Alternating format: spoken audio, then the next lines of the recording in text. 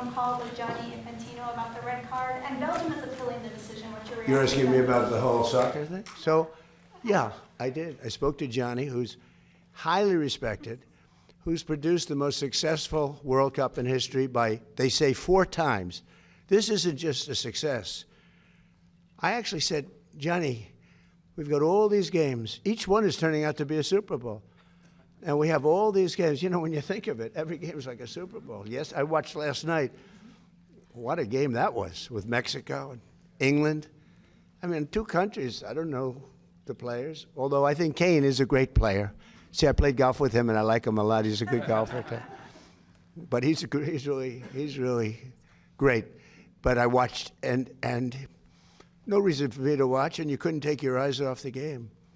Because I said, Johnny, you know, you have all these games, because they added games, in a country where really we don't, it's not our main sport, to put it mildly. And this has been 4 times more successful. He told me last night, the numbers are 4 times greater. They think 50 or 60 million people are going to be watching the game tonight. I mean, you know, this is getting to be Super Bowl numbers. But you have a game tonight, and they think they're projecting a minimum of 50 million people watching a game. We call it soccer. It's called football, I guess, but we can't really call it football because it gets there's a little confusion. So yeah, you call it soccer. We're the only ones that do that, but we have football, and football's great. But I've never seen anything like it. So I saw the play, and I'm a person that loves sports and was a good athlete, and I understand sports really well, really well. And that wasn't a foul. That wasn't even an infraction. That was 2 guys running full speed that happened to crash into each other.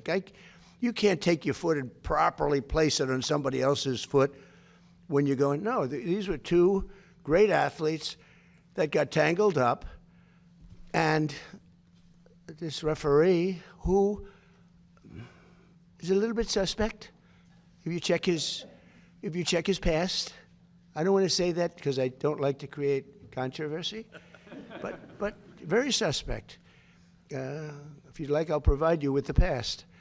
He made a call that nobody could believe. You know, even people on the other side, they say, oh, we got lucky. Wow, and it's very interesting. They say they don't show them in slow motion. And I never realized that. I never heard of that before, that they're not allowed to review in slow motion because it's so different. Because you'll take 1 little quarter of a second and you'll see that a hand is touching a neck, or you see something.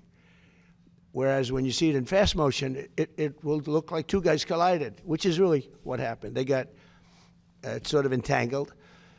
He didn't do anything wrong, and he's our best player, or one of our best players, a very vital player. And he gave him a red card. I didn't know what that meant. I didn't think it meant much. Then I started hearing that means he can't play in the next game, at least in the next game.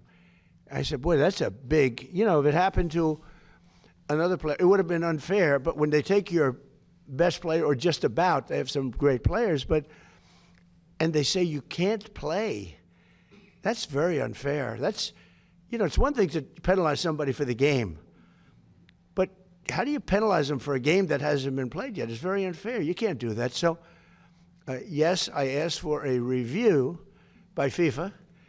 I spoke to a man who's highly respected, and by the way, whose level of respect has gone up tenfold